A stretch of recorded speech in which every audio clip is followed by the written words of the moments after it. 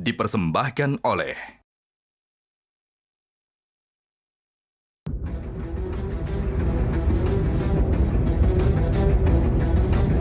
kemarin kita sudah bertemu secara silaturahmi,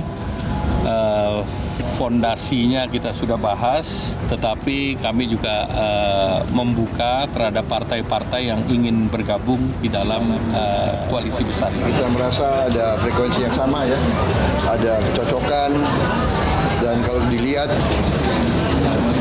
pimpinan partai kita sudah masuk ya dengan Pak Caimin, kita masuk timnya Pak Jokowi sebetulnya sekarang.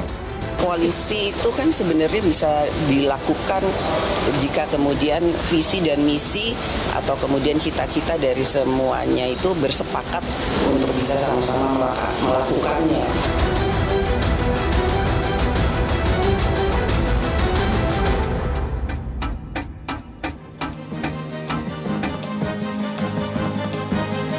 Bang Andre, jadi menurut Bang Adian, faktor elektabilitas Prabowo yang melesat itu karena lebih keberuntungan, bukan karena kinerja. Menurutku, jadi saya jelaskan satu persatu. Yang pertama, tentu ya keberhasilan pemerintah Pak Jokowi itu tentu kerja seluruh tim kabinet beliau, ya itu harus diakui, itu satu. Tapi di luar kerja tim Pak Jokowi ada salah satu kekuatan besar yang mendorongnya, yaitu rekonsiliasi Pak Prabowo dan Pak Jokowi. Bagaimana Pak Prabowo dan Pak Jokowi yang begitu 2019 bertarung secara sengit, tapi beliau berdua adalah sosok negarawan untuk kepentingan persatuan bangsa. Beliau berdua memutuskan rekonsiliasi yang menciptakan apa? Persatuan, dan ini modal bagi kabinet Pak Jokowi untuk menghadapi pandemi COVID-19. Ya, kita salah satu negara unggul. WHO dan berbagai negara bilang negara kita negara unggul. Mungkin Mas Anies di Singapura aja yang komplain sendiri, bilang kita nggak. Satu. Yang kedua, di saat krisis ekonomi, ya ada Menko Perekonomian Pak Erlangga bekerja keras dan seluruh kabinet Pak Jokowi bekerja keras. Ya Indonesia ini mampu, salah satu negara yang dianggap mampu menghadapi krisis. Karena apa? Modal persatuan. Bahkan Silvi yang paling penting itu Malaysia belajar Persatuan Pakatan Rakyat dan Barisan Nasional itu belajar dari persatuan Pak Prabowo dan Pak Jokowi yang menghasilkan Anwar Ibrahim Perdana Menteri Malaysia ke-10. Jadi rekonsiliasi, persatuan, dua jiwa negarawan Prabowo dan Jokowi itu yang memberikan semangat kabinet ini bisa bersatu dan bekerja luar biasa menghadapi pandemi dan krisis yang mantap turunnya. Bang Adian, karena kalau soal elektabilitas Jokowi Pak Prabowo, elektabilitas Pak Prabowo, ya alhamdulillah kami mensyukuri kerja keras kami menghasilkan, lalu Pak Jokowi juga memberikan endorse itu kami syukuri. Kalau dianggap keberuntung oleh Bang Adian ya sah-sah aja. Mungkin kegelisahan Bang Adian lihat Ganjar turun gitu. Ada yang gelisah Bang Adian? Enggak, orang kita belum mencalonkan Ganjar, kita belum punya calon presiden. Jadi siapapun yang naik turun tidak terlalu persoalan buat kita ya. Tapi kan soal beruntung tidak beruntung itu bukan pernyataan saya. Itu kan hasil survei. Bahwa Bang Jayadi nggak pernah bilang kata beruntung. Ya, itu terjemahan seorang Adian Napitupulu. Oke. Artinya yang disampaikan itu kita tafsirkan sebagai keberuntungan. Berarti dan tafsiran Adian Napitupulu. Iya, dan RSI-nya tidak membantah itu sampai tadi kan. Bahwa bisa dibenarkan. Coba, itu sekedar beruntung atau gimana Bang? Coba supaya wasitnya fair. Ya turunnya Ganjar itu antara lain karena Piala Dunia dan endorsement Pak Jokowi tidak hanya ke Ganjar kan. Karena kalau di data tadi sudah mulai terlihat penurunan Ganjar itu sejak Januari. Tapi turunnya dikit, 1% gitu. Cuma dia tajam sekali dari Februari ke April. Jadi berarti ada faktor lain yang mempengaruhi selain endorsement, yaitu Piala Dunia yang kita temukan gitu. Tapi naiknya kemudian membuat naik juga suara. Ya, betul. Prabowo kan. Betul. Nah, menariknya gini Bang Adian, dari turunnya 8 itu tampaknya cuma 3% yang ke Prabowo. Artinya tidak otomatis. Artinya tidak 8%-8%-nya. Tidak otomatis. Tapi tetap ada yang ke Prabowo. Tanpa dikerjakan Prabowo, dia pindah. Biar kita pindah dulu ya. Kita akhiri dulu di situ. Saya ingin tanya dulu. Kita bekerja, jangan sampai Adian Napitupulu hanya menganggap partai Anda aja bekerja. Kita bekerja. Kita sampaikan bahwa 3% ini pindah. Saya tanya, bekerja nggak kita Bang Jai? Ya, tadi sudah saya bilang ada faktor ketiga kan.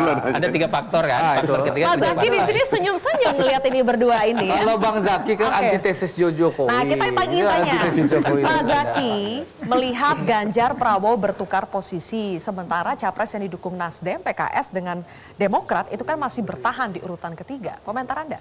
Ya, pertama kita mesti melihat dulu kalau situasinya saat ini jelas ya. Kalau lihat judul, koalisi besar versus partai besar.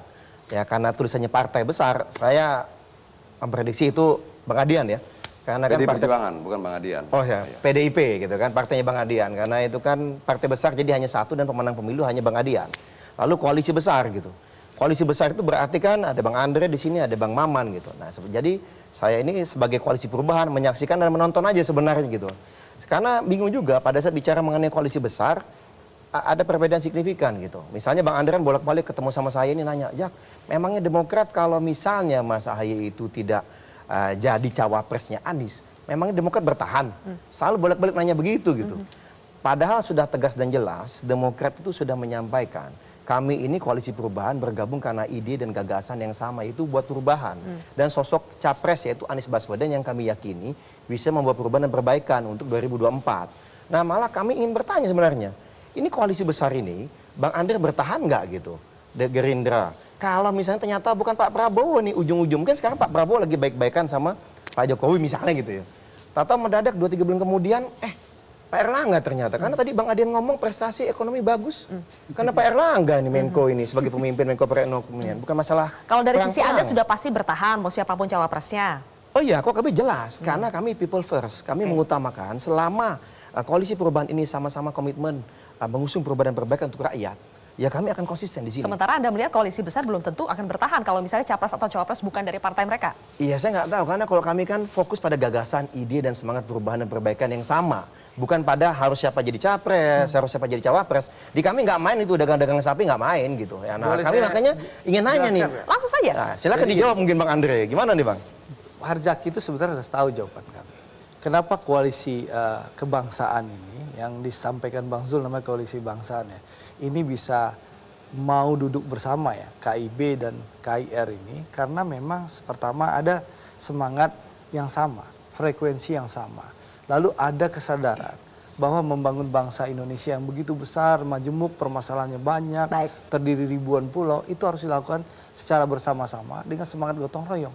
Dan satu hal yang mungkin Harzaki pahami, bahwa 5 ketua umum ini menyadari dan sudah berkomitmen bahwa calon presiden dan wakil presiden nanti akan diputuskan dengan cara musyawarah untuk mufakat secara kolektif dan kolegial tanpa voting. Jadi tenang-tenang aja, insya Allah seluruh ketua umum, 5 ketua umum ini akan sangat rasional mengambil keputusan. Kalau 5, kalau ternyata partainya PDI Perjuangan akan bergabung, tentu 6 ketua umum yang Tapi akan PDI Perjuangan diajak nggak sih sebetulnya Bang Andre? Kalau dalam pertemuan 2 April itu kan PDI Perjuangan diajak. Kan sudah ada keterangan dari Bang Zulhas sebagai pengundang. Itu pertemuannya. Maksud Mas saya dalam Hasto, koalisi besarnya akan Mas diajak tidak Hasto sih? dan Mbak Puan pun sudah menyampaikan. Dalam koalisi menerima besarnya undang. akan diajak tidak sih? Kan sudah disampaikan oleh Pak Prabowo, Pak Erlangga, Pak Zulhas semuanya bahwa akan ada pertemuan lanjutan dengan Ibu Mega. Jadi pasti diajak karena sekali lagi Pasti semangat diajak? pasti akan diajak untuk bertemu dan Oh, pasti akan diajak bertemu. Kenapa? Oke. Karena sekali lagi Zilfi, membangun Indonesia harus dilakukan secara bersama-sama dengan semangat gotong royong. Tidak bisa satu kelompok tertentu saja yang bisa membangun Indonesia. Sebentar, Mas Umar, benarkah karena faktor Indonesia tidak bisa dibangun di atas kepentingan satu kelompok saja, tapi harus bersatu dan semuanya, itukah yang menjadi landasan terbentuknya koalisi besar atau ada faktor lain? Ini kan manis sekali ya. Kalau Tapi jujurnya gimana kalau menurut tagline Anda? disampaikan oleh Bang Andre tentu kita aminkan. Hampir semua koalisi akan menyatakan hal yang sama. Tetapi kita perlu cermati detail per detail.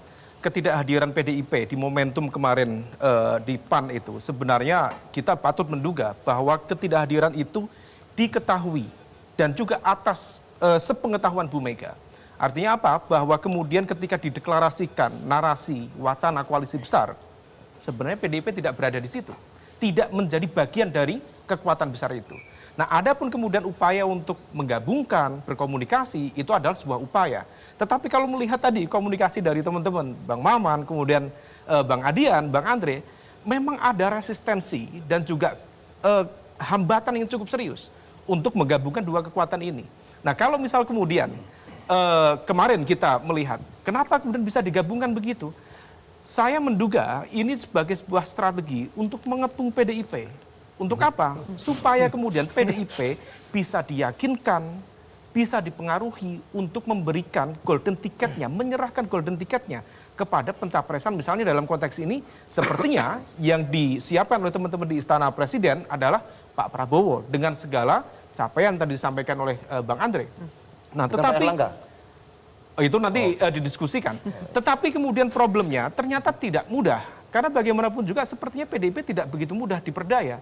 Oleh karena itu, call-nya PDIP tetap tinggi. Siapapun yang mau melakukan negosiasi komunikasi politik, tetap capresnya dipegang oleh PDIP. Nah, di level capres, Mbak, maka kemudian tidak mudah mempertemukan ego dan juga agenda kepentingan itu. Itu level capres. Di level cawapres, kita coba petani satu persatu. Setidaknya saya mencatat ada 3 kekuatan besar yang berpotensi bertabrakan satu sama lain. Pertama, bagaimanapun juga dengan segala capaian tadi disampaikan Bang Maman, Pak Erlangga Hartarto diamanahi oleh Munas Golkar untuk menjadi kontestan Pilpres. Capres atau cawapres, wallahu alam. Tetapi sudah menjadi rumus, hampir tidak mungkin sebuah partai sebesar Golkar menyerahkan tiket kepada koalisi dengan serta-merta dengan gratis. Pasti butuh kompensasi besar. Salah satu kompensasinya adalah cawapres. Itu satu. Yang kedua, Caimin. Caimin itu sudah punya ikhtiar, niat untuk menjadi cawapres. Itu sejak 2018 yang lalu, Mbak. Itu dulu brandingnya cawapres zaman now. Sekarang sudah now, masih cawapres zaman now. Brandingnya macam-macam sekali. Gus Ami, Gus Imin, Panglima Santri, dan lain sebagainya.